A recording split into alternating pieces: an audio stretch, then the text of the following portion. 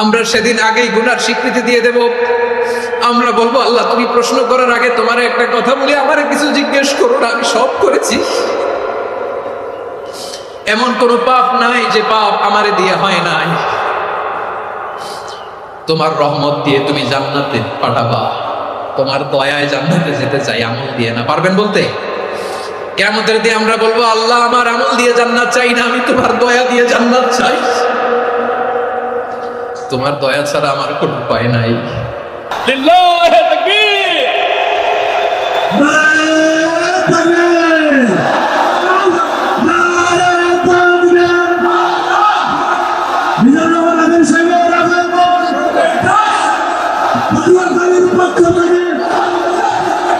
প্রিয় পটুয়াখালীবাসী, আপনারা কেমন আছেন সবাই?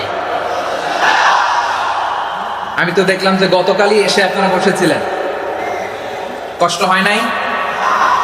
সারাদিন খাওয়া দাওয়া করতে পেরেছিলেন তো? নামাজগুলো সময় মতো পড়তে পেরেছেন? মাশাআল্লাহ মাশাআল্লাহ, আল্লাহ তাআলা কবুল করুক, আমরা পড়ি আমিন। আমার আপনারা শুনেছেন যে